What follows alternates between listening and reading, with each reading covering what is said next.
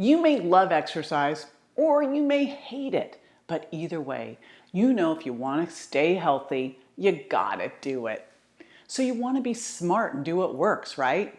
Now, what if I told you there was a specific kind of exercise that's the best, hands down, at helping you get healthy, lose fat, and have a better quality of life as you age? That's the one you do, right? Well, stick around because I'm going to give you that info you need to get started.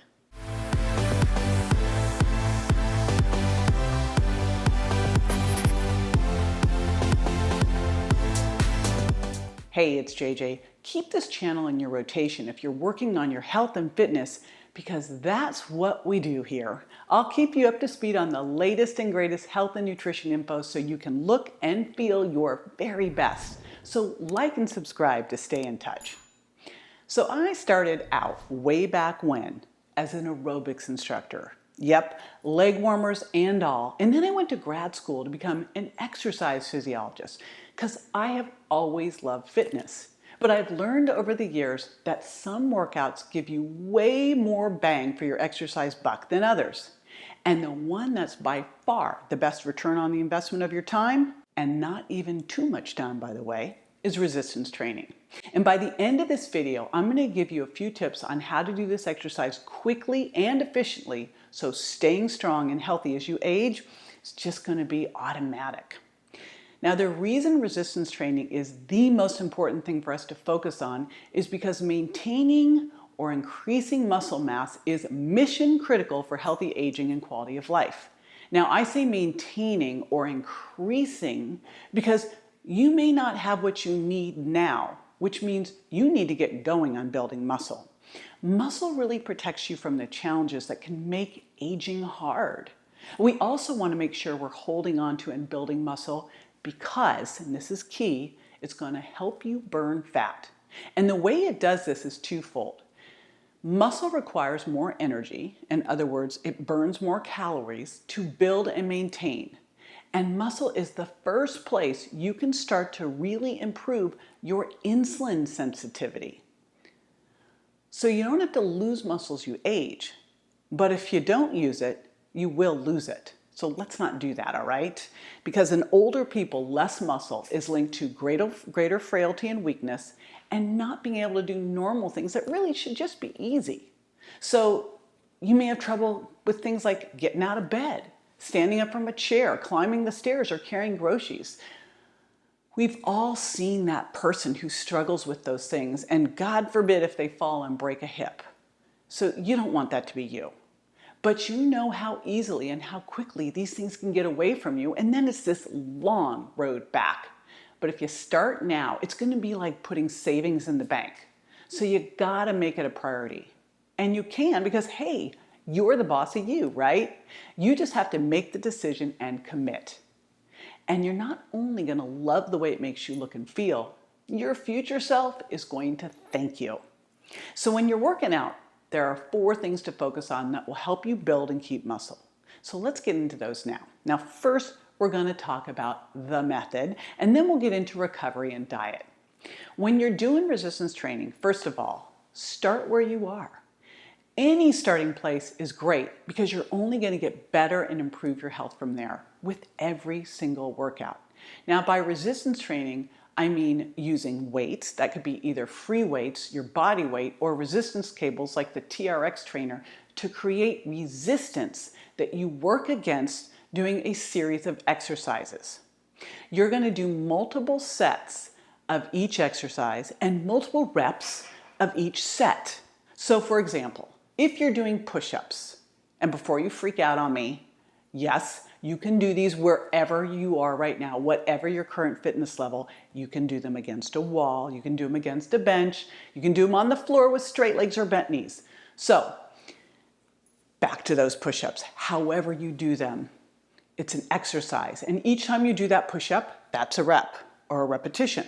You're going to do a number of reps, more than that in a bit, and a number of reps makes a set, okay? I want you to focus on multi-joint exercise first and foremost. These are exercises that cross more than one joint site. So for example, that would be a squat rather than just a leg extension, a tricep dip rather than just a tricep extension. When you do multi-joint exercises like squats, step-ups, burpees, pull-ups, they are way more metabolically taxing than a single joint exercise, especially one where you're sitting on a machine. I mean, these exercises also are a lot more real world. I mean, let's face it, in life we're not bolted to the couch, right? So we want to make sure we're doing things that mirror the way we move in the real world as much as possible. So that means doing something standing versus sitting, using cables and free weights versus machines, and using your body weight doing things like yoga or Pilates. Now for resistance training, I've divided the body into 4 parts: upper body pulling, upper body pushing, hips and thighs, and power core. So an example of upper body pushing, and upper body pushing, by the way, works your chest, your shoulders, and your triceps. This would be things like a push-up, an overhead press, a chest press, a tricep dip. Then there's upper body pulling. This works your lats and your biceps and some of the rear of your shoulders. These are things like pull-ups, bent over rows, upright rows, one arm rows. Then there's hips and thighs. This works your glutes and your quads and your calves. These are things like lunges, step-ups, squats, plies. And then there's power core. Power core is going to work your back. It's going to work all of your trunk. So back extensors and abs. And I call it power core because I do things when you're doing all of the other exercises correctly. Let's say like a squat, you're going to engage your power core. A bent over row, you're engaging your power core. A push-up, you're engaging your power core. But you're also going to do some focused power core exercises as well. That might be a crunch style sit-up, a stiff leg deadlift, things like this. Now, I want to give you some parameters for what's ideal in terms of repetitions and weight. Because one of the things I get asked all the time is, how much weight should I lift, right? And I'm like, it depends, as much as you can. Remember, you want to lift the heaviest weight that you can in good form. So here's how that works. The best repetition range for building muscle is 8 to 12 repetitions. Now, if you can't get to 8, you need to lighten load a little bit. And if you can go past 12, you need to make it a little heavier.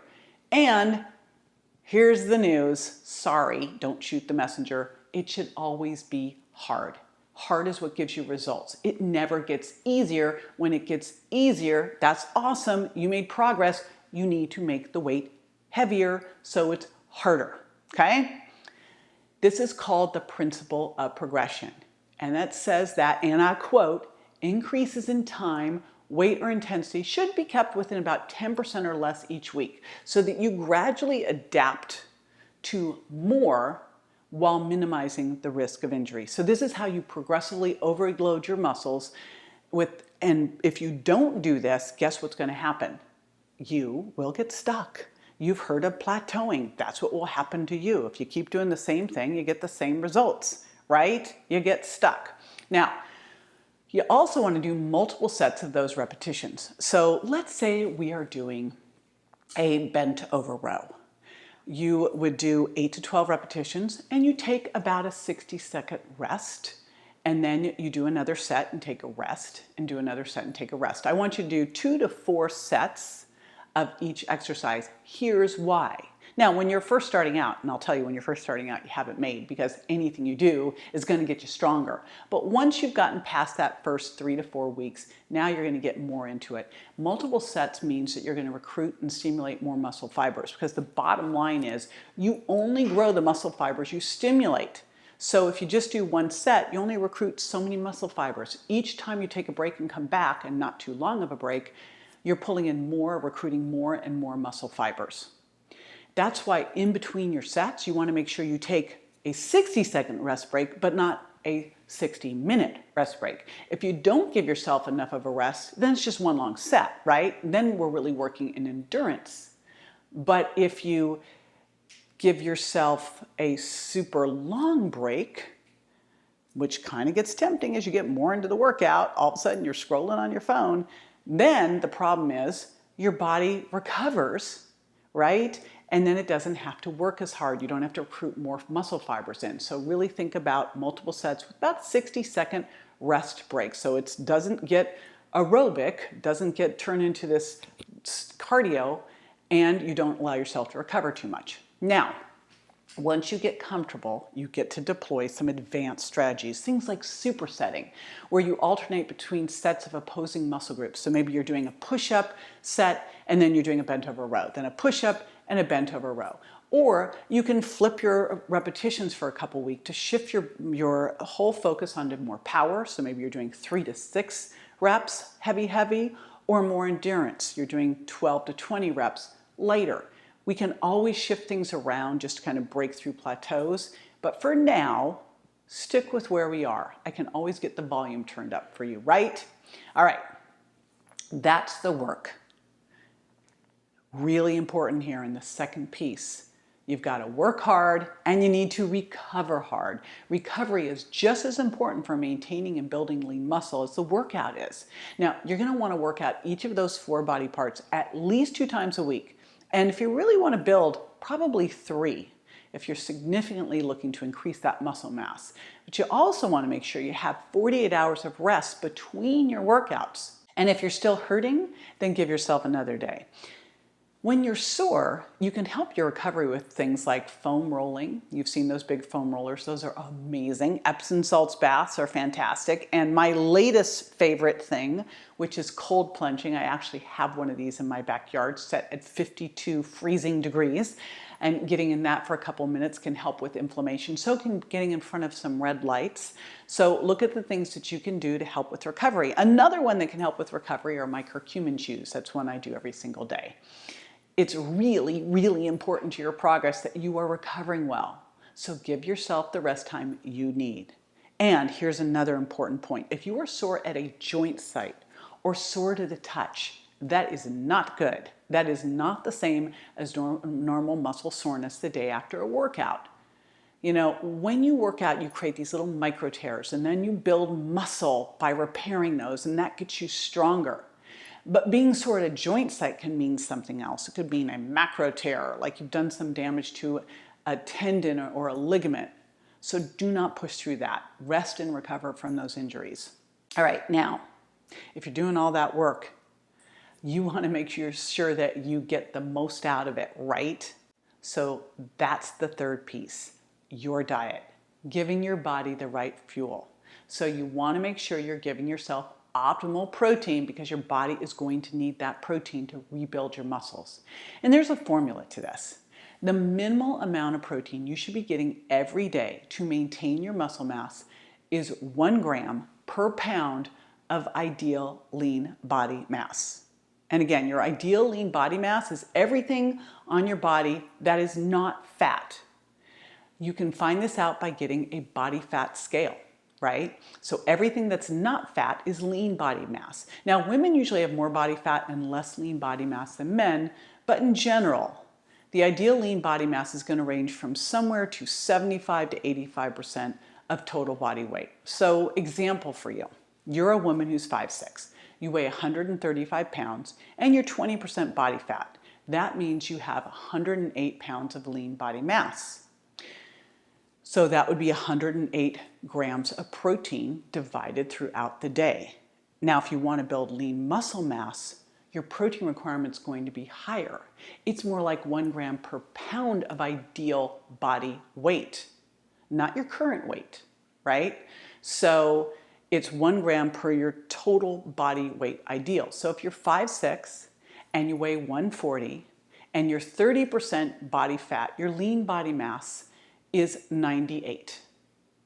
Okay? You want to be 20% body fat, and you want to focus on adding 10 pounds of muscle, which is in turn is going to help you lose some extra body fat, about 15%. So you see here the 140 is putting on 10 pounds of muscle, 150, dropping down 15 pounds of fat, 135. The muscle requires more energy to build and stay on your body and helps your body become more insulin sensitive, which means that you can burn fat better. So if you build muscle and keep your diet dialed in with protein first and the right macros, you will naturally lose the fat. And to get optimal protein, you're going to want to make sure it is your priority. It is the first thing that you put on your plate to get what you need. So here's what I like to do. After a workout, I love to do a loaded smoothie. That's, to me, the easiest way to do that. And I especially love my Reignite Wellness paleo protein because it's got branched chain amino acids. So after a workout, I'm making a loaded smoothie with that, and I'm adding in my collagen as well with a flaxseed meal protein powder, because that is or protein drink, milk drink. That's going to give you anywhere from 35 to 50 grams of protein right there. So I love to include that collagen peptides formula. And there's research to support the use of collagen to support muscle growth when you're doing resistance training. So again, that's why I use collagen, my paleo all-in-one with branched chain amino acids. And I do that as soon as I get home from the gym, which sometimes is walking from my home gym into the kitchen. All right, fourth thing you're gonna do as you build lean muscle, and this is so critical, is you gotta measure. Because what you measure and monitor, you can improve. And you'll also see if you need to make any adjustments, right? So you're going to want to get a body composition scale, not just a regular weight scale. Because a body composition scale gives you measurements that really show you what's going on a lot of levels and how much you're improving.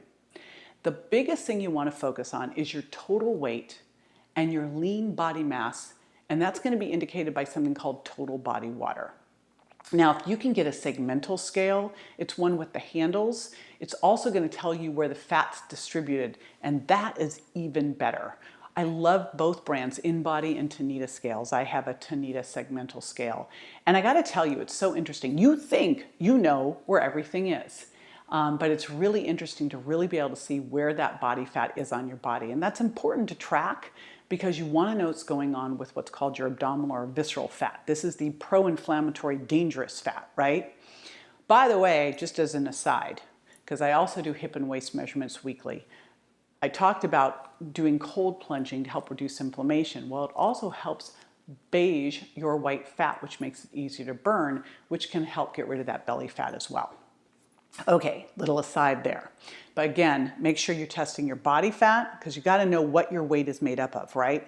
A body that is 30% body fat is entirely different than a body that's 20% body fat. So we've got to know what that weight is made up of too.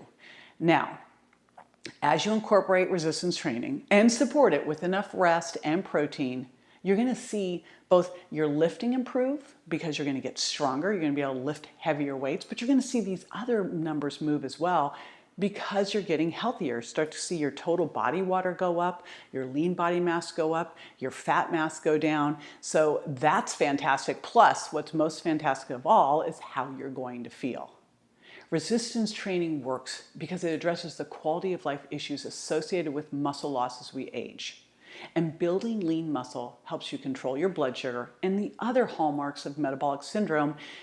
Metabolic syndrome, as you know, is a precursor to chronic disease. So you're really attacking aging from every front by incorporating in resistance training. You're going to see benefits from this, by the way, whenever you start.